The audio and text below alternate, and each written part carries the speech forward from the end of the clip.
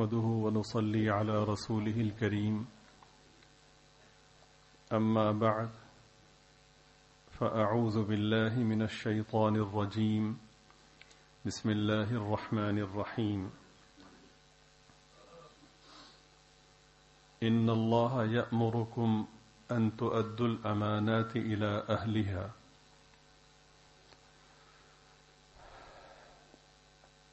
قال رسول الله صلى الله عليه وسلم كلكم راع وكلكم مسؤول عن رعيته أو كما قال عليه الصلاة والسلام صدق الله العظيم وصدق رسوله النبي الكريم درود شریف پڑھ لیجیے.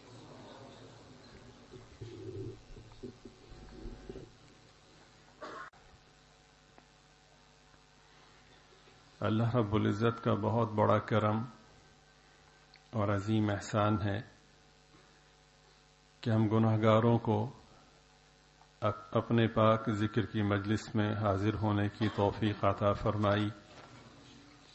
اللہ تعالیٰ اپنے کرم سے ہماری اس حاضری کو قبول فرمائیں، ہمارے گناہوں کو معاف فرمائیں، دارین میں پردہ پوشی کا معاملہ فرمائیں. قریب میں انتخابات ہوا چاہتے ہیں جیسا کہ بظاہر امکان ہے.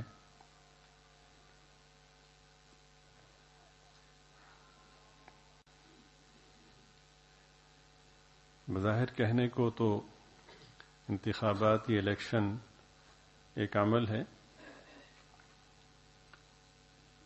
لیکن اس عمل میں حصہ لینے کے حوالے سے ہم سب کی کچھ شرعی ذمہ داریاں ہیں جنہیں اکثر ہم لوگ نظر انداز کر دیتے ہیں. میں نے عرض کیا کہ شرعی ذمہ داریاں ہیں، سماجی ذمہ داری نہیں کہا یا کسی شخص کے نتیجہ فکر کے حوالے سے ذمہ داریاں ہیں ایسا نہیں کہا، شرعی ذمہ داریاں ہیں. شرعی ذمہ داریوں کا مطلب یہ ہے کہ جیسے شریعت مطہرہ کے باقی احکامات کو پورا کرنا ضروری ہے، ایسے ہی اس موقع پر ہمارے ذمے جو کام لگایا جا رہا ہے اس کو پورا کرنا ضروری ہے. جیسے احکامات شرعیہ کو چھوڑنے پر، ترک کرنے پر وبال ہوتا ہے، اسی طرح یہاں پہ اپنی ذمہ داری کو پورا نہ کرنے پر بھی وبال ہوتا ہے. ہماری بدقسمتی یہ ہے کہ جو لوگ دنیا دار کہلاتے ہیں یا بے دین کہلاتے ہیں یا دین سے بیزار کہلاتے ہیں، انہوں نے غیر محسوس طریقے سے یہ طے کر رکھا ہے کہ بس ہمیں یہ کرنا ہے، میری یہ پارٹی ہے، میرا یہ لیڈر ہے، میری بلا سے کہ ملک کو کیا فائدہ ہوگا اور سب سے بڑھ کر دین کو کیا فائدہ ہوگا، عوام کو کیا نفع ہوگا، مجھے اس سے سروکار نہیں. بس وہ پاگلوں کی طرح اپنی پارٹیاں اور اپنے قائدین کی حمایت میں دن رات ایک کیے ہوئے ہیں. اور حیرت ہوتی ہے کہ ایسے لوگ کے جو اپنی ذات میں کنجوس اور بخیل ترین دکھائی دیتے ہیں، ان مواقع میں وہ اپنی پارٹی کے لیے، اپنے لیڈروں کے لیے اس طرح سے خرچ کرتے ہیں کہ آدمی حیران رہ جاتا ہے. اور ایسے لوگ کے جو اشارتاً کنایتاً بھی کسی شخص کی ناگوار بات کو یا ناگوار رویے کو برداشت نہ کریں، وہ سری گالی کو بھی ہنسی خوشی سنتے ہیں اور برداشت کرتے ہیں. بڑی حیرت ہوتی ہے. اور یہ بات سمجھ میں آتی ہے کہ ہر شخص کے اندر یہ صلاحیت ہے کہ وہ اگر اللہ والا بننا چاہے تو بہت ہی آرام سے اور بہت ہی احسن طریقے سے بن سکتا ہے. جس طرح ہم سیاست میں برداشت کرتے ہیں، خرچ کرتے ہیں اور لوگوں کی منتیں کرتے ہیں، یہ تین کام ہم اللہ کے لیے سیاست میں جس تناسب سے کرتے ہیں اس سے آدھا کر لیں تو آپ یقین کیجئے کہ ولایت اور بزرگی کا وہ منصب اللہ پاک عطا فرمائیں کہ کبھی ہمارے حاشیہ خیال میں بھی وہ بات نہ آئی. برداشت کرنا، خرچ کرنا، خوشامد کرنا. جب الیکشن کا موقع آتا ہے تو پھر یعنی بے شک صحابہ قیامت تک صحابہ جیسے لوگ نہیں ہوں گے، لیکن ان کی صفات اور ان کی پاکیزہ عادات اور ان کے بابرکت اعمال و افعال وہ معیار ہیں. ایک مرتبہ کوئی بات کی گئی کہ حضور اگر کوئی ایسا معاملہ آیا تو پتہ نہیں یہ لوگ آپ کے ساتھ ہوں گے یا نہیں ہوں گے. تو ان لوگوں نے کہا ساتھ ہوں گے یا نہیں ہوں گے یہ مفہوم تو بہت پیچھے رہ گیا. ہم آپ کے دائیں لڑیں گے، ہم آپ کے بائیں لڑیں گے، ہم آپ کے آگے لڑیں گے، ہم آپ کے پیچھے لڑیں گے. آپ جو فرمائیں گے، آپ ہمیں سمندر میں کودنے کو کہیں گے تو ہم بلا تامل سمندر میں کود جائیں گے. تو آدمی حیران ہوتا ہے کہ کسی فرد کے لیے، کسی شخص کے لیے اتنی وارفتگی ہو سکتی ہے. بالکل ہو سکتی ہے. یہاں پر قیاس کرنا درست اس لیے نہیں ہے کہ وہ ذات اللہ کے بعد سب سے بڑی ذات سے مجمع المحاسن، مجمع الصفات ہے، لیکن حیرت کی انتہا نہیں رہتی جب ہم اپنے معاشرے میں، اپنے دور میں، اپنے ماحول میں لوگوں کو اس طرح سے ایسے لوگوں کے لیے وارفتگی کا اظہار کرتے ہوئے دیکھتے اور سنتے ہیں جنہیں کلمہ نہیں آتا، جنہیں پاک ہونے کا طریقہ نہیں آتا. ان کے دفاع میں، ان کے جھوٹ کو سچ ثابت کرنے میں منہ سے جھاگ نکل رہی ہوتی اور پھر گلہ کرتے ہیں کہ ہمارے حالات ٹھیک نہیں ہیں، فلاں ٹھیک نہیں. یہ تو طے شدہ بات ہے کہ جس طرح کوئی شخص اولاد مانگے بغیر نکاح کے تو اس کی دعا نہیں ہے، پھر وہ اللہ کے ساتھ گویا کہ نعوذ باللہ مذاق کرنے کے مترادف ہے. اسی طرح تعمیر مملکت میں، تعمیر قوم میں جو ہماری ذمہ داریاں ہیں ان کو نظر انداز کر کے ہم یہ دعا کریں کہ یا اللہ میری قوم ٹھیک ہو جائے، میرا ملک ٹھیک ہو جائے، یہ تو نعوذ باللہ خدا سے مذاق کرنے والی بات. یہ ہمارا موضوع نہیں ہے یہ حصہ کہ دنیا دار کہلانے والے یا بے دین کہلانے والے یا دین سے بیزار سمجھے جانے والے لوگ ایسا کرتے ہیں، وہ کھلم کھلا کرتے ہیں. لیکن افسوس یہ ہے کہ اچھے خاصے دینی شناخت رکھنے والے لوگ عالم بنے، صلحاء میں ایک طویل وقت گزارا، ان کے ہاں بھی ایسا ہی جمود، جاہلانہ جمود پایا جاتا ہے. بس فلاں کی حمایت کرنی. بھائی تم میں اور اس بے دین میں کیا فرق ہے؟ وہ بے دین بھی اسی کی حمایت کر رہا ہے اور تم بھی اسی کی حمایت کر رہے ہو. ہم خانقاہوں سے منسلک ہیں، مختلف لوگوں کے ہاتھ پہ بیعت کیے ہوئے ہیں، تو کچھ تقاضے ہوتے ہیں کہ میں اپنی کیفیت اپنے شیخ کے سامنے ظاہر کروں.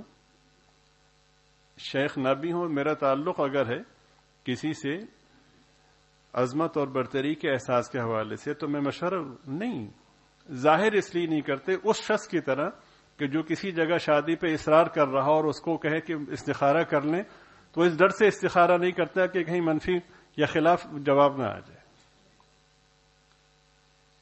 عالم بن کے بھی جاہل رہے،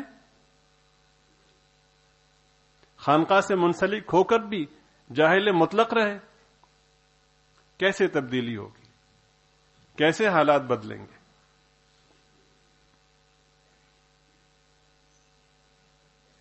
دیکھیے نا، ہمارے ساتھی جو ہم سے منسلک ہیں جن میں بہت سے علماء ہیں،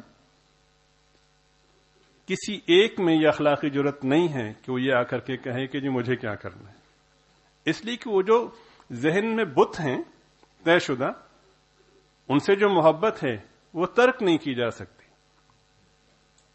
شیخ الحدیث بھی وہی کر رہا ہے، محتمم بھی وہی کر رہا ہے، مفتی بھی وہی کر رہا ہے، شیخ طریقت بھی وہی کر رہا ہے. کل حزب بما لدیہم فرحون.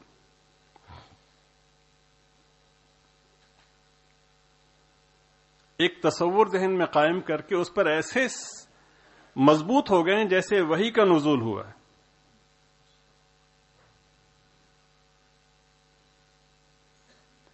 جب ہم دیندار کہلانے والے لوگوں کا یہ حال ہوگا، الحمدللہ کسی شخص کی حمایت کی طرف میرا اشارہ نہیں ہے اور کسی کی مخالفت کا اشارہ نہیں ہے، لیکن یہ اللہ کا شکر ہے، اس خانقاہ کی اس نسبت کی حضرت کے سلسلے کی برکت ہے کہ جھوٹ نہیں بول رہا. الحمدللہ اللہ کا لاکھ لاکھ شکر. پہلے بھی یہی موقف تھا اور آج بھی ہے، اور اللہ سے دعا کہ آئندہ بھی رہے کہ حمایت و مخالفت صرف اور صرف ترجیحی طور پر اللہ کے لیے. ترجیحی طور پر اس لیے عرض کر رہا ہوں کہ سب کچھ اللہ ہی کے لیے ہے، کہ پہلے مرحلے میں یہی ہے کہ اللہ اور اس کے رسول کے لیے اور دین کی عظمت کے لیے حمایت ہے انشاءاللہ ثم انشاءاللہ.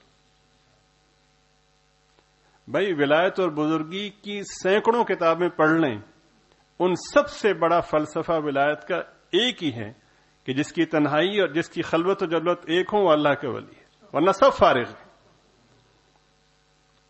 لوگوں کے سامنے تسبیح پکڑ لینا، لوگوں کے سامنے دین کا دینداری کا ایک تاثر دینا اور تنہائی میں جا کر کے اس کے بالکل الٹ ہونا، اس سے بہتر وہ بے دین آدمی ہے جو جھوٹ نہیں بول رہا.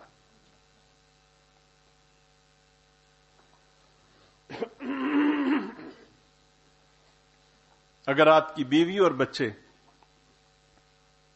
آپ کی خلوت و جلوت سے مطمئن ہیں تو سمجھ لیں کہ خیر کے راستے پر ہیں.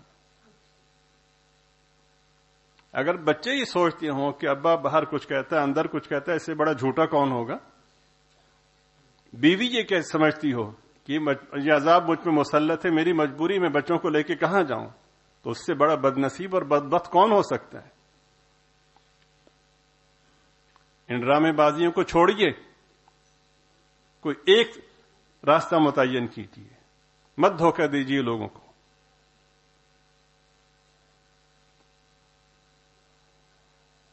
حضرت نے فرمایا تھا، ہزاروں کا مجمع تھا، جب وہ ایک مزدور آئے تو حضرت نے پورا بیان اس کے لیے کیا، اور راوی کہتے ہیں کہ جس طرح ہزاروں کے مجمع میں بیان کیا تھا نا، پوری لے کے ساتھ اور طرز کے ساتھ آیات قرآنی اور احادیث مبارکہ پڑھیں، بالکل اس ایک مزدور کے لیے ویسا ہی پڑھا. ہمارا مسئلہ یہ کہ بندے پورے نہ ہوں تو ہم لڑنا شروع ہو جاتے ہیں، تھوڑا لیٹ ہو جائیں تو کہتے ہیں میں تمہارا نوکر لگاؤں، مائک خراب ہو تو ہم کہتے ہیں گلا گلا کر رہا ہے.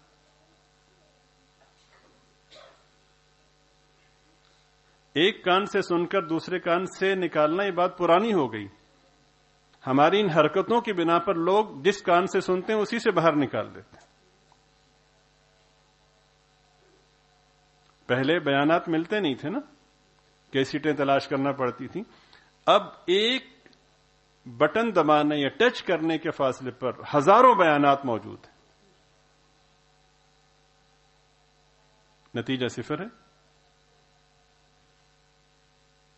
اگر ہے بھی تو اسی چسکے کے لیے فلاں نے فلاں کو نیچا کر دیا، فلاں نے فلاں کو نیچا کر دیا، کلپ ایک دوسرے سے شیئر کیے جا رہے ہیں.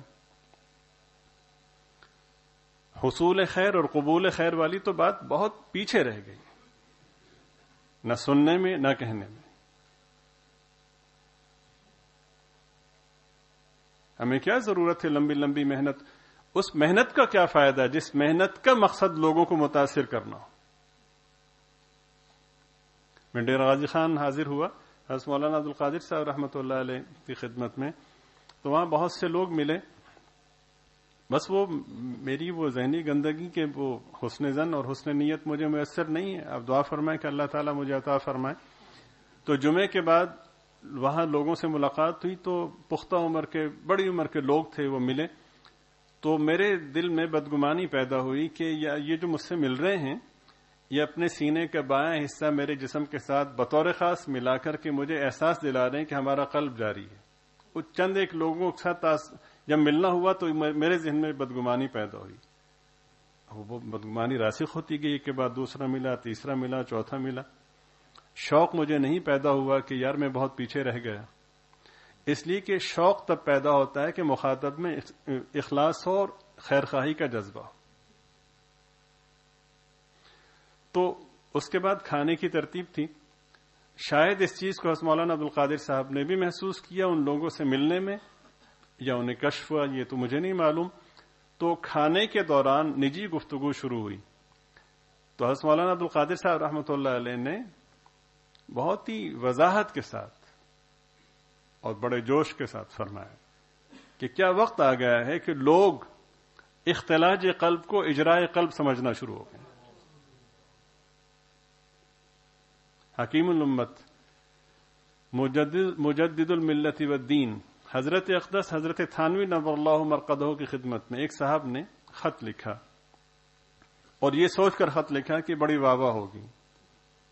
انہوں نے، اب مجھے پورا مضمون تو یاد نہیں، میں وہ جو قرائن تھے وہ آپ کے سامنے رکھتا ہوں کہ حضرت وہ آپ نے جو فرمایا تھا اتنی تسبیحات میں فلاں کی کرتا ہوں، فلاں کی کرتا ہوں وغیرہ، سبحان اللہ بہت اچھی بات ہے، لیکن تسبیحات کس کے لیے کرنی؟ اگر تسبیحات اسی لیے کرنی ہے کہ لوگ متوجہ ہو جائیں. ہمارے عامل حضرات یہ کہتے ہیں جی کہ اگر ہم نے عملیات چھوڑ دیے تو لوگ بدعقیدہ لوگوں کے پاس جانا شروع کر دیں گے، تو ہم اس لیے خدمت کر رہے ہیں. دونوں باتیں جھوٹ ہیں، صرف اپنی واہ واہ اور پیسہ مقصود ہے. چل رہا ہے لوگوں کا. رہی بات فائدے کی، تو بھائی بظاہر فائدہ تو عیسائیوں کے عملیات کے سلسلے میں بھی ہو جاتا ہے، تو معیار صرف یہ رہ گیا. درود شریف پڑھ لیجیے.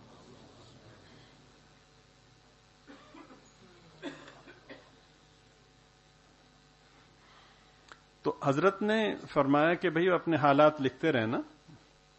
اب انہوں نے اپنے حالات لکھے جی کہ وہ شب بیداری کا بھی اتنے عرصے سے معمول ہے، اور فلاں بھی ہم کرتے ہیں، اور فلاں بھی کرتے ہیں، فلاں بھی کرتے ہیں. حضرت امام ربانی رحمۃ اللہ علیہ کی خدمت میں ایک صاحب نے ایک تحریر پیش کی. حضرت کے خیال میں وہ تحریر بجائے فائدے کے نقصان کا باعث ہو سکتی تھی. تو کہا کہ حضرت اس موضوع پر ہے. فرمایا کہ ہاں بہت اچھی ہے، پانی گرم کرنے کے لیے، آگ جلانے میں کام آئے گی. تو اسی طرح حضرت حکیم الامت رحمۃ اللہ علیہ کے پاس ایک صاحب کچھ کاغذات، کچھ صفحات لے کر آئے. پوچھا کیا کہ حضرت میں نے اپنے ملفوظات لکھے ہیں. لا حول ولا قوت الا باللہ. حضرت نے غالباً یہی جواب ارشاد فرمایا. تو اب ان صاحب نے، ہمارا مسئلہ یہ بھی ہے کہ اب ووٹ کے حوالے سے اول تو ہم پوچھتے نہیں ہیں، جو پوچھنا ہوتا ہے وہ صحیح صورتحال معلوم کرنا ہمارا مقصد نہیں ہوتا، وہ ہمیں اپنی تائید مطلوب ہوتی ہے. مسئلہ بھی ہم اسی حوالے سے پوچھتے ہیں.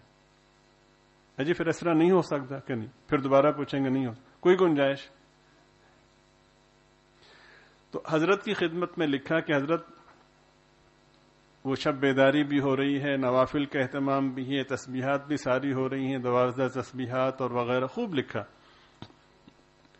تو پوری تمہید باندھنے کے بعد لکھا کہ جب ہم ذکر سے فارغ ہوتے ہیں تو سینے میں بائیں جانب کو اتنے نیچے جا کر کوئی چیز پھڑپھڑاتی ہے. اب توقع یہ تھی کہ حضرت فرمائیں گے بھی تم تو بہت پہنچ گئے، بہت اونچے درجے پر فائز ہو گئے، تمہارے کیا کہنے وغیرہ وغیرہ. تو حضرت کے ایک جملے نے ان ساری امیدوں پہ اوس ڈال دی. اب اسی تسلسل میں سنی کہ حضرت ہم یہ بھی کرتے ہیں، یہ بھی کرتے ہیں، یہ بھی کرتے ہیں، ذکر سے فارغ ہوتے ہیں تو بائیں جانب کو اتنے انگل نیچے کوئی چیز پھڑپھڑاتی ہے، وہ کیا ہے؟ حضرت نے فرمایا پھیپھڑا فقط وسلام، چلو نکلو یہاں سے. کس مقصد کے لیے محنت کی ہے؟ سب بن گئے، انسان نہیں بن سکے. جب تک یہ تصور باقی ہے کہ یہ میرا طبقہ ایک برتر طبقہ ہے، یہ سارے فاسق و فاجر ہیں یا بے دین ہیں، اس وقت تک آپ کے پاس آنے والے علاج کے محتاج نہیں بلکہ آپ خود محتاج ہیں علاج.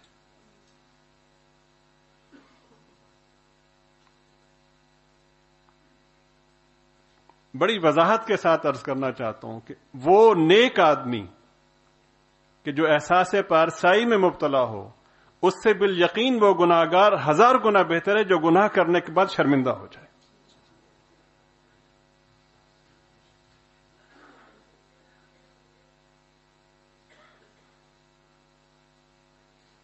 ہاں جی، کہاں کھڑے ہیں ہم؟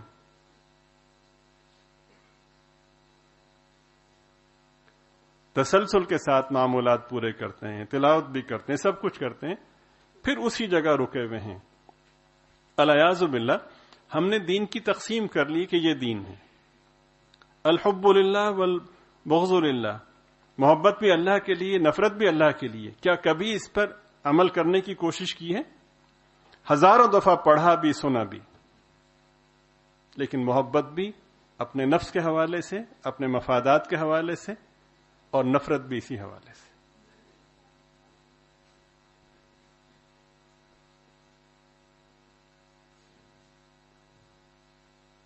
کیا سیکھا ہے ہم نے؟ کیا حاصل ہوا ہے؟ جو بات دوسرے کو کہنی تھی وہ میں خود کہہ کر کے اس کا وزن ختم کر رہا ہوں۔ صلحاء میں سے کسی کا قول ہے اور بڑا خوبصورت قول ہے، فرمایا کہ وہ خاموش شخص کہ جس کی بات سننے کی لوگ تمنا کریں، اس بولنے والے سے بہتر ہے جس کی خاموشی کی لوگ امید کریں۔ ہم خطبہ دیتے ہیں، لوگ منتظر ہوتے ہیں جب اس کی خاموشی ہوگی۔ 1:30 بجے نماز ہوتی ہے تو 28 منٹ پہ پہنچتے ہیں۔ ساری رات ہم مطالعہ کرتے ہیں، انداز بناتے ہیں، وغیرہ وغیرہ۔ لمبی چوڑی تقریر کی، کوئی ٹس سے مس نہیں ہوا۔ حضرت سیدنا عبد القادر جیلانی نور اللہ مرقدہ تشریف لائے اور فرمائے کہ وہ رات ہم نے وہ دودھ رکھا تھا، وہ بلی آئی اور اس نے اس برتن کو گرا دیا، وہ دودھ ضائع ہو گیا۔ یہ الفاظ سننے کی دیر تھی کہ پورے مجمع میں کوہرام مچ گیا۔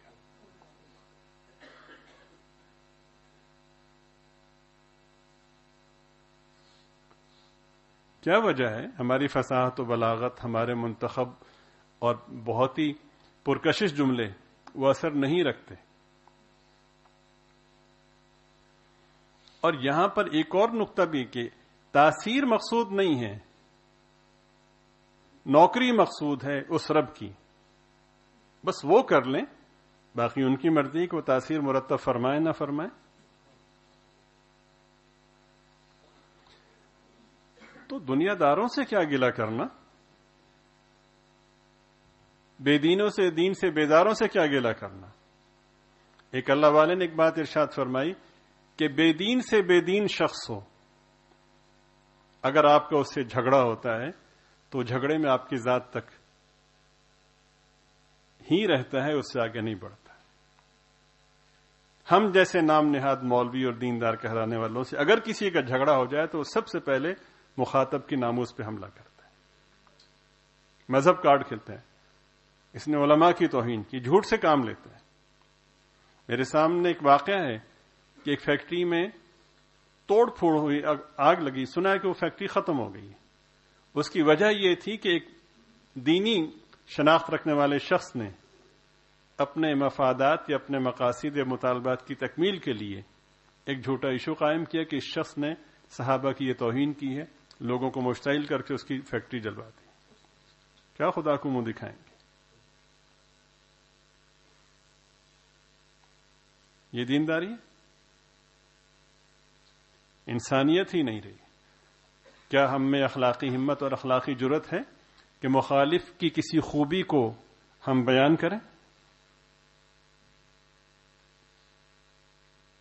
مخالف کے کسی وصف کو ہم سنیں؟ ممکن ہے ہمارے لیے جس ماحول سے ہم گزرے ہیں یا جس ماحول میں ہماری تربیت ہوئی ہے؟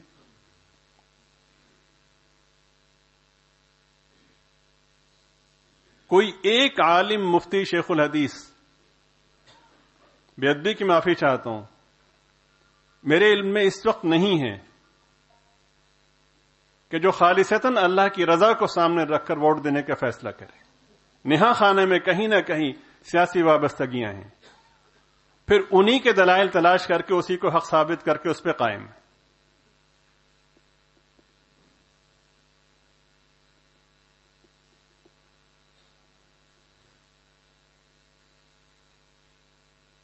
تو کیا سب کے سب لوگ اگر شر پہ اکٹھے ہو جائیں تو حقیقت بدل جائے گی؟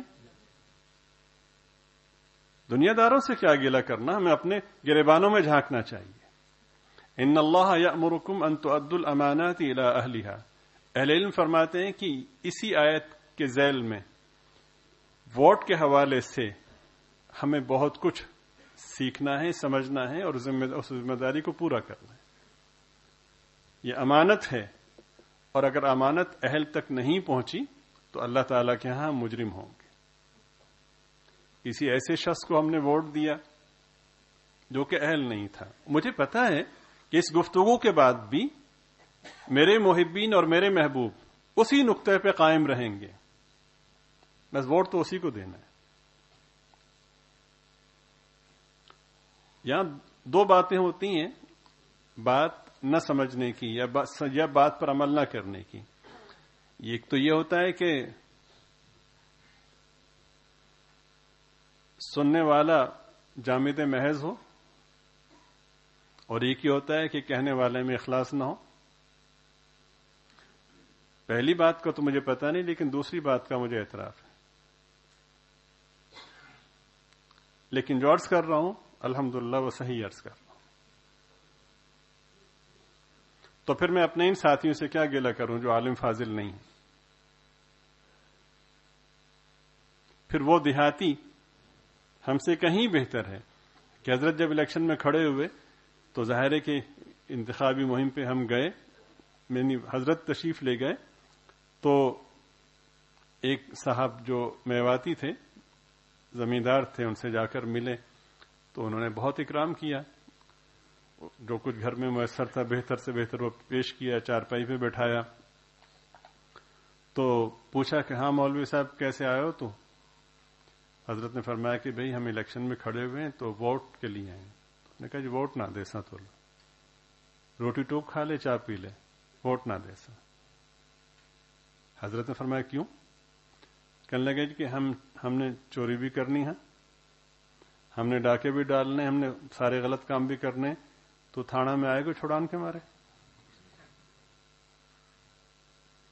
بالکل اس نے غلط کہا، لیکن جو کچھ تھا وہ سامنے رکھ دیا. ہم مسجدوں میں بیٹھ کر، درسگاہوں میں بیٹھ کر دینی عنوانات کو اختیار کر کے فراڈ کرتے ہیں اور امید رکھتے ہیں کہ نظریہ ضرورت کے لیے کیا اس پہ اجر ملے گا.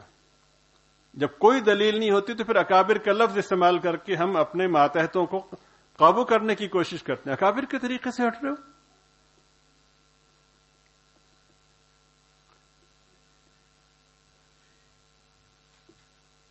تو بھئی صاحب شریعت تو نعوذ باللہ تم بننے کی کوشش کر رہے ہو.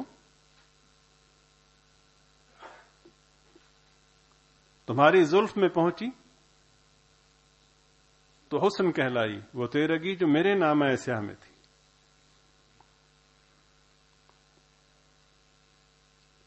کل تک جو بات غلط تھی آج وہ صحیح ہو گئی. غور کریں ہم انقلابازیوں پہ. اور یہ تو ہم اس طرف متوجہ ہی نہیں ہوتے کہ ہم نے توبہ بھی کرنی ہے، استغفار. یہ تو لوگوں کے لیے ہے. جہنم لوگوں کے لیے، جنت تو ہماری ملکیت ہے نا.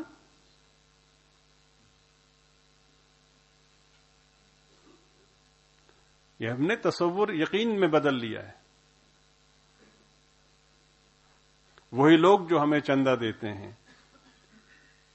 کہتے ہیں نا برائی بڑھ گئی ہے، بے دینی بڑھ گئی ہے. بے شک بڑھ گئی ہے. آج سے 30 سال پہلے جو مدارس کی تعداد تھی 100 گنا سے زیادہ بڑھ گئی ہے. کسی مدرسے میں کبھی فاقہ نہیں ہوا. الحمدللہ یہ بے دین لوگ ہی دے رہے ہیں بھائی، جن کو ہم سارے دن برا کہتے ہیں. کبھی 2 رکعت نفل پڑھ کے دینے والوں کے لیے دعا کی ہے؟ اپنا حق سمجھتے ہیں، نعوذ باللہ کہتے ہیں پھر دینا نہیں سی. بھئی دینا تو تھا لیکن تجھے دینا تھا. ہزاروں مصارف اس کے سامنے موجود تھے. وہ اتنی دور سے چل کے تمہارے پاس آیا, کس نے بھیجا اس کو؟ وزیر اعلیٰ کا بھیجا ہوا مکرم ہوتا ہے, اللہ کا بھیجا ہوا مکرم نہیں ہے. کبھی بھول کے دعا کی ہے کہ اللہ اس کی نسلوں کو شاد و آباد فرما؟ شکر گزاری واجب ہے, ترک واجب پہ وبال ہوتا ہے. کبھی سوچا ہے؟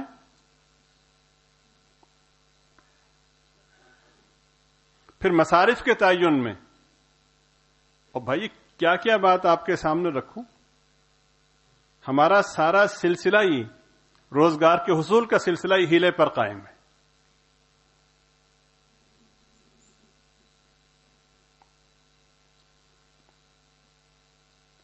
دعویٰ کرتے ہیں وارث نبوت کا,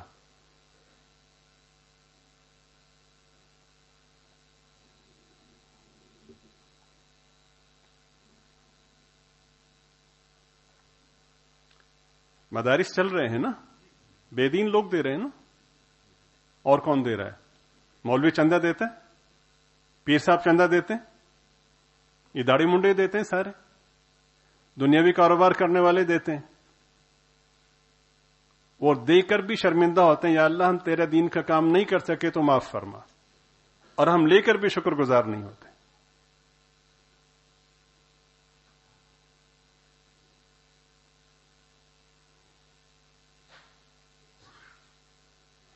بھئی مجھے اگر میرا مدرسہ ہے یا میرا ادارہ ہے, ماشاءاللہ رونق ہے اداروں میں, تو لوگ اسی لیے دیتے ہیں نا کہ طلبہ پڑھ رہے ہیں, تو طلبہ کی برکت سے مل رہا ہے نا.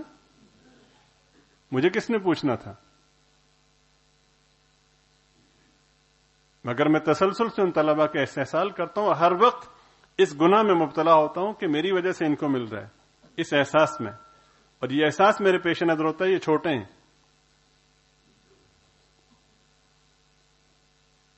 خیر, بات دوسری طرف چلی گئی. تنہائی میں بیٹھ کے غور کیجیے, اپنا محاسبہ کرنے کی ضرورت ہے. لوگوں میں تو صرف خوبیاں تلاش کرنی, خامیاں تلاش کرنے والا کبھی معلم نہیں ہوا کرتا. انما بعثت معلما, سرکار فرماتے ہیں اللہ نے مجھے معلم بنا کر بھیجا ہے. معلم کو کیسا ہونا چاہیے؟ جیسے سرکار کی ذات ہے ویسی صفات ہونی چاہیے.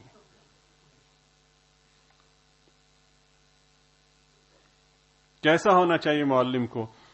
ایک طالب علم یہ کہتا ہے کہ میرے استاد مجھ سے اتنی شفقت سے پیش آتے ہیں کہ جب میں ان کے سامنے جاتا ہوں تو اس طرح محبت سے پیش آتے ہیں کہ جیسے کسی شخص کے ہاں منتوں مرادوں کے بعد بیٹا ہوا, وہ بڑا ہوا, اچانک وہ پتہ چلا کہ گم ہو گیا یا اغوا ہو گیا.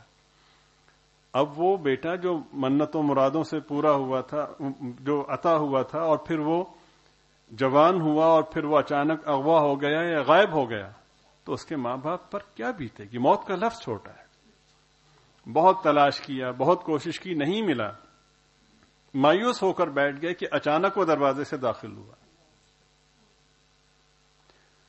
تو طالب علم یہ کہتا ہے کہ جب میں اپنے استاد کے سامنے جاتا ہوں تو میرے استاد ایسے خوش ہوتے ہیں جیسے وہ گمشدہ بچہ واپس آ گیا. کہنے لگے ایک دفعہ نہیں, دن میں 10 دفعہ جاؤں تو استاد محترم مجھ سے اسی محبت سے پیش آتے ہیں. معلوم ہے وہ کون تھے؟ شاگرد حضرت مولانا محمود حسن صاحب تھے, استاد حضرت نانوتوی تھے.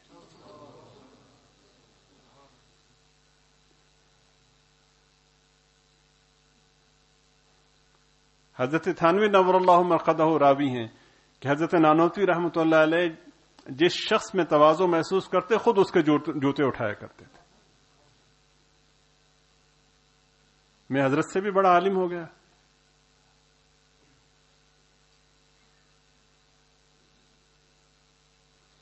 مجھے لوگوں کو ووٹ کے لیے ادھر ہی متوجہ کرنا ہے نا جس پہ میں مطمئن ہوں. سوال یہ ہے کہ جس پہ میں مطمئن ہوں وہ ٹھیک ہے.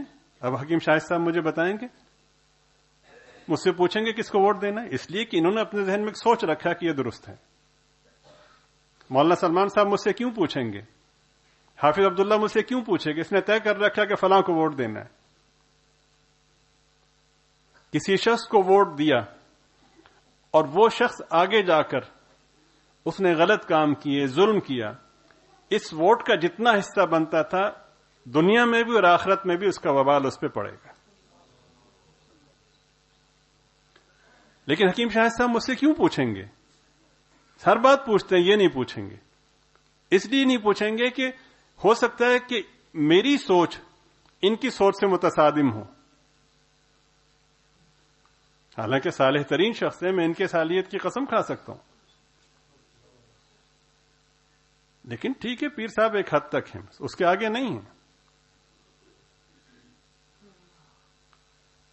تو پھر ہماری پیری مریدی تو اس بے دین سیاست کرنے والے سے بھی کمزور ہو گئی نا، جو اپنے قائد کو جھوٹ بولتا ہوا دیکھ رہا ہے، جرائم کرتا ہوا دیکھ رہا ہے، اور پھر یہ کہتا ہے کہ ملک کی بہتری اسی کے ذریعے سے ہوگی. ہماری پیری مریدی اس سے بھی کمزور ہو گئی. کیا ضرورت تھی پھر؟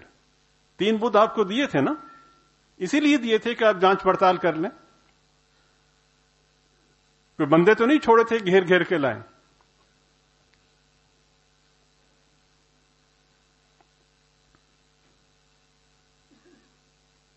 کیا خیال ہے کہ غلط تصور پہ قائم بظاہر شکل و شباہت سے صلحاء دکھیں تو کیا ان سے صحابہ جیسے انقلاب آئے گا؟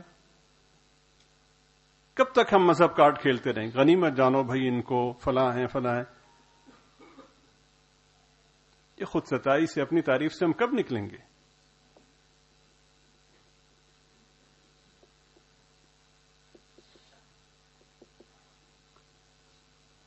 تو جس طرح سے احکامات شریعہ ضروری اور لازم ہیں، اسی طرح سے ہر موقع پر ہمارے دین کا خاصہ اور خوبی یہ ہے کہ وہ ہر موقع کی رہنمائی اس میں موجود ہے.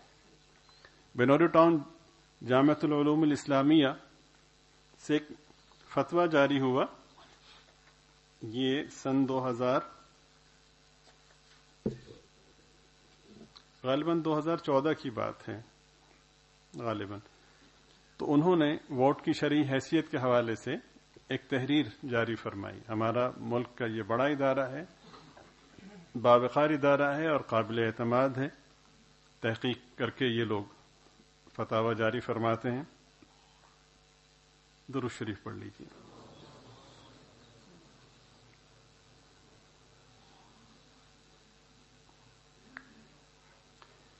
بسم اللہ الرحمن الرحیم.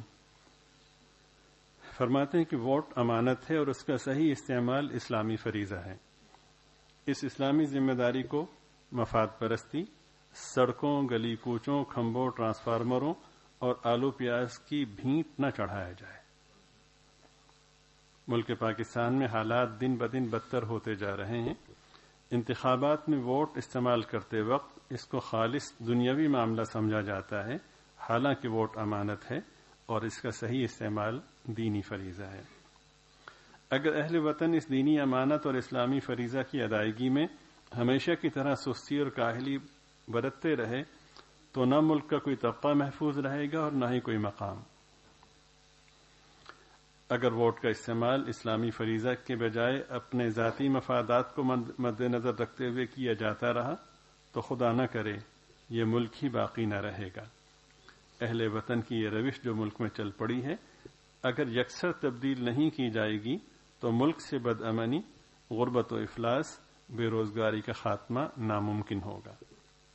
جس طرح الیکشن کمیشن کی ذمہ داری ہے کہ وہ انتخابات کو صاف شفاف رکھنے کی ہر ممکن کوشش کرے، تو ساتھ ساتھ امیدواروں کے صاف شفاف ہونے کی ذمہ داری کا احساس بھی پوری تندہی سے ادا کرے. الیکشن کمیشن سے زیادہ ذمہ داری عوام ووٹروں کی ہے کہ وہ ووٹ کو امانت اور اسلامی ذمہ داری کے طور پر استعمال کریں.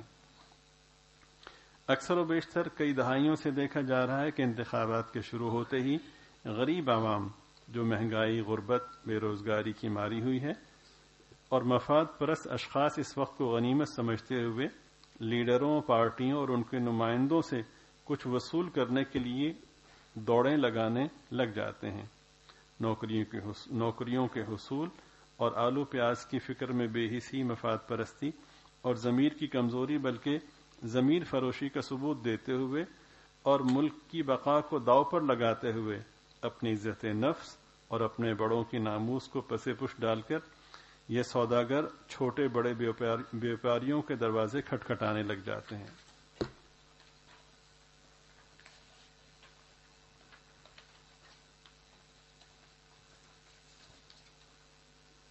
الیکشن کی اصل روح اور اصل مقصد کسی کے پیش نظر نہیں ہوتا۔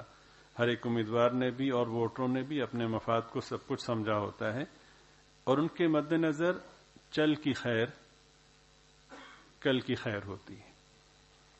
ووٹ استعمال کرنے کا مقصد ایسے باکردار لوگوں کو منتخب کرنا ہوتا ہے جو ملک کے خیر خواہ ہوں، ملکی مفاد، ملک کی بقا اور استحکام کا درد رکھنے والے ہوں، اور نفاذ شریعت ان کی اولین ترجیح ہو، نہ کہ ایسے آدمی منتخب کریں کہ جن کا نظریہ اور مشن صرف اور صرف اپنی تجوریاں بھرنا ہو۔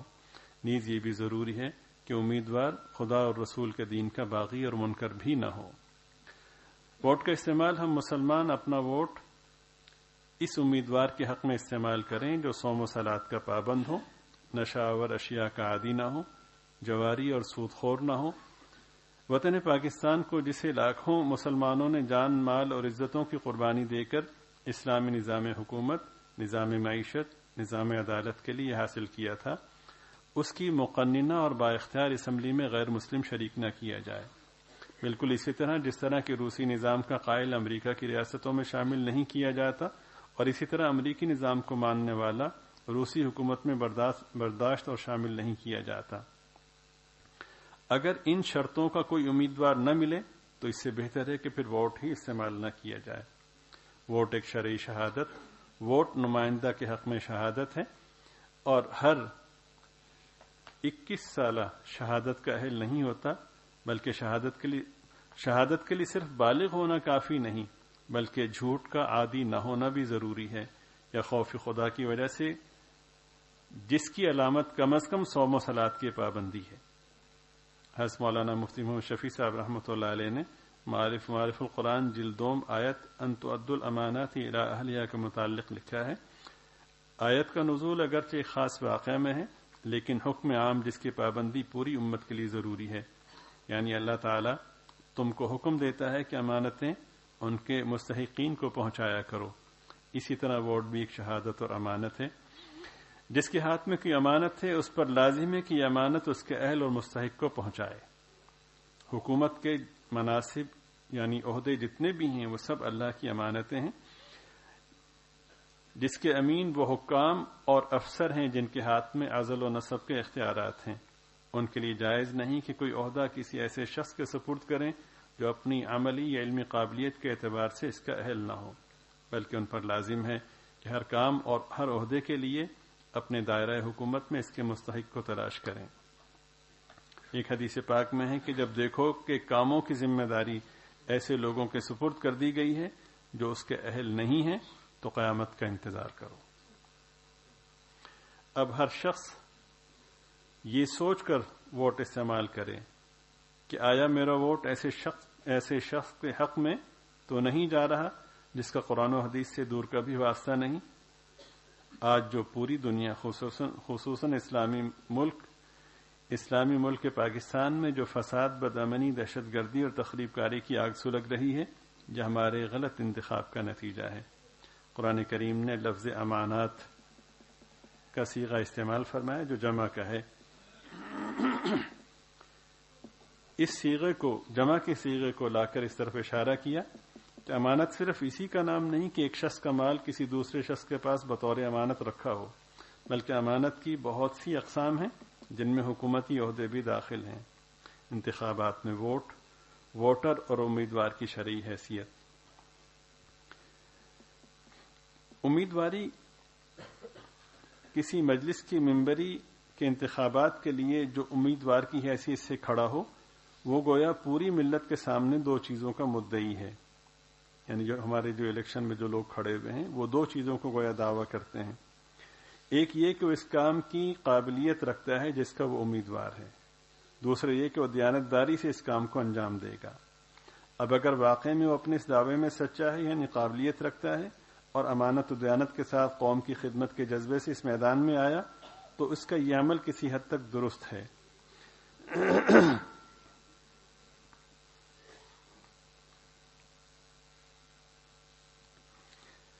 اب ہر وہ شخص جو کسی بھی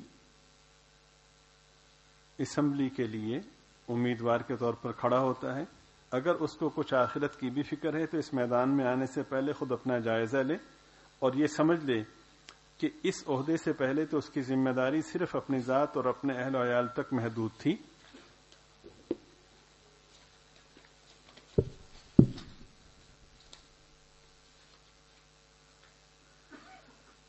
کیونکہ حدیث پاک کی روشنی میں ہر شخص اپنے اہل و عیال کا بھی ذمہ دار ہے۔ اب اسمبلی میں جانے کے بعد خلق خدا کی جتنی تعداد کا تعلق اس کے حلقے سے ہے، ان سب کی ذمہ داری کا بوجھ اس کی گردن پر آتا ہے اور وہ دنیا و آخرت میں اس ذمہ داری کا مسئول اور جواب دہ ہے۔ آگے فرماتے ہیں کہ ووٹ اور ووٹر کسی امیدوار کو جو ووٹ دیتے ہیں، قرآن کریم کی روشنی میں ان کی چند حیثیتیں ہیں۔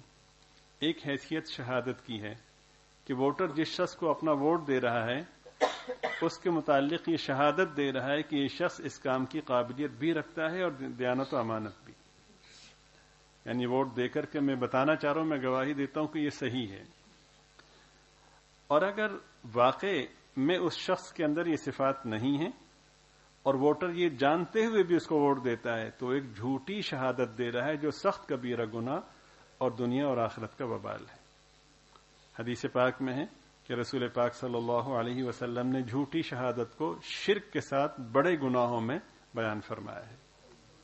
جس حلقے میں چند امیدوار کھڑے ہوں اور ووٹر کو یہ معلوم ہو کہ قابلیت اور دیانت کے اعتبار سے فلاں آدمی قابل ترجیح ہے تو اس کو چھوڑ کر کسی دوسرے کو ووٹ دینا اس اکبر کبائر میں اپنے آپ کو، یعنی بڑے بدترین گناہ میں اپنے آپ کو مبتلا کرنا ہے۔ اب ووٹ دینے والا اپنی آخرت اور انجام کو دیکھ کر کے ووٹ دے، محض رسمی مروت یا کسی طمع و خوف کی وجہ سے اپنے آپ کو اس وبال میں مبتلا نہ کرے۔ فرماتے ہیں کہ دوسری حیثیت ووٹ کی شفاعت یعنی سفارش کی ہے کہ ووٹ دینے والا جس امیدوار کو ووٹ دے رہا ہے گویا اس کی سفارش کر رہا ہے، سب مل کے سفارش کر رہے ہیں کہ ہماری رائے میں بہتر ہیں۔ سفارش کے بارے میں قرآن کریم میں جو ارشاد ہے ووٹ دینے والے کو اپنے سامنے رکھنا چاہیے۔ من یشفع شفاعتا حسنتا یکن لہ نصیب منہا ومن یشفع شفاعتا سیئتا یکن لہ کفل منہا۔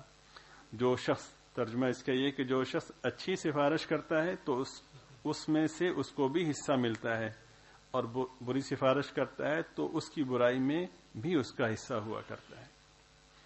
اچھی سفارش یہ ہے کہ قابل اور دیانتدار آدمی کی سفارش کرے جو خلق خدا کے حقوق صحیح طور پر ادا کرے، اور بری سفارش یہ ہے کہ نااہل، نالائق، فاسق اور ظالم کی سفارش کر کے اس کو خلق خدا پر مسلط کرے۔ ہمیں پتہ ہوتا ہے کہ کون کیسا ہے۔ اس سے معلوم ہوا کہ ہمارے ووٹوں سے کامیاب ہونے والا امیدوار اپنے 5 سالہ دور میں جو نیک یا بد عمل کرے گا ہم اس کے شریک سمجھے جائیں گے۔ ووٹر کی ایک تیسری حیثیت وکالت کی ہے کہ ووٹ دینے والا جس کو ووٹ دے رہا ہے اس کو اپنا نمائندہ اور وکیل بناتا ہے، لیکن اگر یہ وکالت اس کے کسی شخصی یعنی ذاتی حق کے متعلق ہوتی اور وہ وکیل غلط کرتا تو اس کا نقصان صرف اس کی ذات کو پہنچتا اور اس کا یہ خود ذمہ دار ہوتا، تو پھر بھی معاملہ ہلکا تھا۔ مگر یہاں ایسا نہیں، کیونکہ یہ وکالت ایسے حقوق کے متعلق ہے جس میں اس کے ساتھ پوری قوم شریک ہے۔ اس لیے اگر کسی نااہل کو اپنی نمائندگی کے لیے ووٹ دے کر کامیاب بنایا تو پوری قوم کے حقوق کو پامال کرنے کا گناہ بھی اس کی گردن پر رہا۔ خلاصہ یہ کہ ہمارا ووٹ 3 حیثیتیں رکھتا ہے، ایک شہادت یعنی گواہی دینا، دوسرے سفارش اور تیسرے حقوق مشترکہ میں وکالت۔ تینوں حیثیتوں میں جس طرح نیک، صالح، قابل آدمی کو ووٹ دینا موجب ثواب عظیم ہے اور اس کے ثمرات اس کو ملتے ہیں، اسی طرح نااہل یا غیر متدین شخص کو ووٹ دینا جھوٹی شہادت بھی ہے اور بری سفارش بھی ہے اور ناجائز وکالت بھی ہے، اور اس کے تباہ کن ثمرات بھی اس کے نامہ اعمال میں لکھے جائیں گے۔ آگے فرماتے ہیں کہ ضروری تنبیہ پیش نظر رہے، جس طرح قرآن و سنت کی روح سے یہ واضح ہوا کہ نااہل، ظالم، فاسق اور غلط آدمی کو ووٹ دینا گناہ عظیم ہے، اسی طرح ایک اچھے نیک اور قابل آدمی کو ووٹ دینا ثواب عظیم ہے، بلکہ ایک فریضہ شرعی ہے۔ قرآن کریم نے جیسے جھوٹی شہادت کو حرام قرار دیا ہے، اسی طرح سچی شہادت کو واجب و لازم قرار دیا ہے۔ آج جو خرابیاں انتخابات میں پیش آ رہی ہیں، ان کی بڑی وجہ یہ بھی ہے کہ نیک صالح حضرات عموماً ووٹ دینے ہی سے گریز کرنے لگے، جس کا لازمی نتیجہ وہ ہوا جو مشاہدہ میں آ رہا ہے کہ ووٹ عموماً ان لوگوں کے آتے ہیں جو چند ٹکوں میں خرید لیے جاتے ہیں، اور ان لوگوں کے ووٹوں سے جو نمائندے پوری قوم پر مسلط ہوتے ہیں وہ ظاہر ہے کہ کس قماش اور کس کردار کے لوگ ہوں گے۔ اس لیے جس حلقے میں کوئی بھی امیدوار قابل اور نیک معلوم ہو، اس سے ووٹ دینے سے گریز کرنا بھی شرعی طور پر جرم اور پوری قوم و ملت پر ظلم کے مترادف ہے۔ اور اگر کسی حلقے میں کوئی بھی امیدوار صحیح معنی میں قابل اور دیانتدار نہ ہو، مگر ان میں سے کوئی ایک صلاحیت کار اور خدا ترسی کے اصولوں پر دوسروں کے نسبت غنیمت ہو، تو تقلیل شر اور تقلیل ظلم، یعنی شر کو کم کرنے کے لیے اور ظلم کو کم کرنے کی نیت سے اس کو بھی ووٹ دے دینا جائز بلکہ مستحسن ہے۔ مختصر یہ کہ انتخابات میں ووٹ کی شرعی حیثیت کم از کم ایک شہادت کی ہے، جس کا چھپانا بھی حرام ہے اور اس میں جھوٹ بولنا بھی حرام، اور اس پر کوئی معاوضہ لینا بھی حرام۔ بہت سے لوگ، بالخصوص بعض ایسے طبقات کے جو غربت زدہ ہیں، وہ اس موقع پر ان کے پھندے میں آ جاتے ہیں، تو ذہن میں رکھیں کہ یہ جو معاوضہ ان سے لیا جاتا ہے یہ حرام ہے۔ اس میں محض ایک سیاسی ہار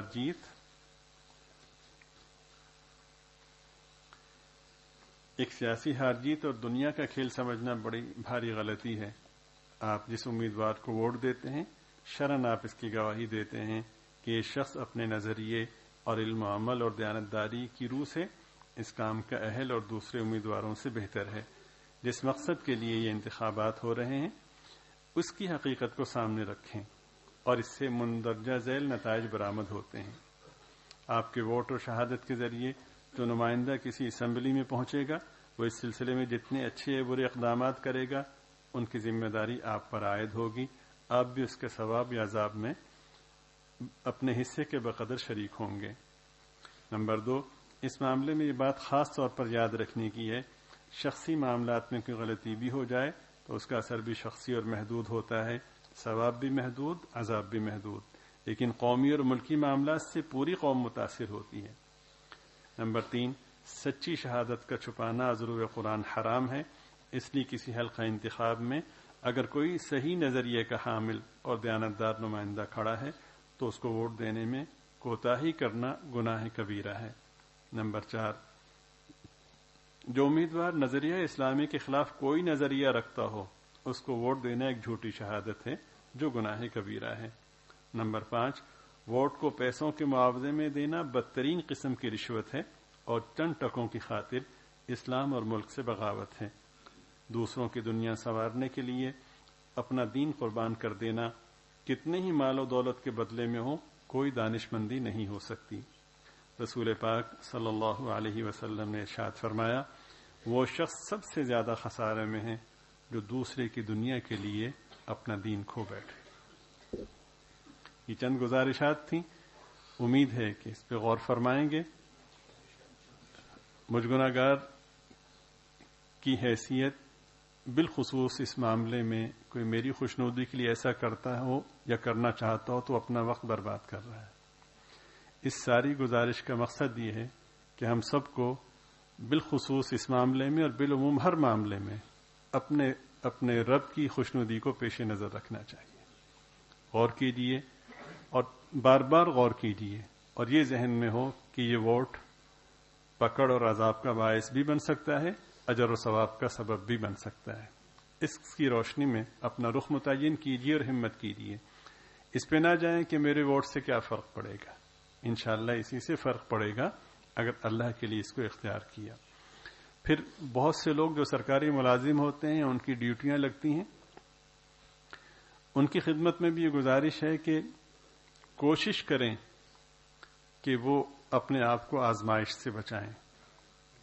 آزمائش کا مطلب یہ ہے کہ کسی کلیدی عہدے پر آپ کو فائز کیا جا رہا ہے عارضی طور پر، وہاں پر آپ اپنے مفادات کی بنا پر بھی، اپنے سیاسی رجحان کی بنا پر بھی، پسند ناپسند کے حوالے سے شخصیت کی بنا پر بھی آپ نے اگر دیانت کے راستے کو چھوڑا تو 20,000 ووٹرز جو مل کر کے گناہ کما رہے ہیں، شاید آپ نے تنہا ان سے زیادہ گناہ اپنے حصے میں منتقل کر لیا۔ اگر آپ دیانتدار ہیں اور طے کر چکے ہیں کہ ایسا میں نہیں کروں گا، لیکن صورتحال یہ ہے کہ پھر خوف کی ایک شق ایسی رہ جاتی ہے کہ بعض اوقات اس میں نہ چاہتے ہوئے آپ کو بہت کچھ کرنا پڑ سکتا ہے، اس لیے کہ اگر آپ ایک ذمہ دار ہیں تو آپ کے دستخط ہی اس میں حرف آخر ہوں گے۔ تو بہرحال خوف یا لالچ جو بھی ہے، کوئی ایسی عافیت کی شکل ہو کہ اس دودھاری تلوار سے بچت ہو جائے تو بہت بڑی نعمت ہے۔ تو اللہ تعالیٰ سے عافیت مانگیں، اور اگر پھر بھی کہیں آپ کی ذمہ داری لگتی ہے تو اس ذمہ داری کی ادائیگی کے لیے بھی عافیت مانگیں کہ یا اللہ ہر طرح کی آزمائش سے محفوظ فرما۔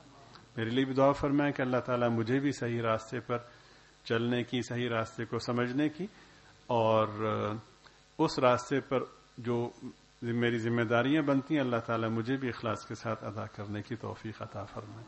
وآخر دعوانا ان الحمد للہ رب العالمین۔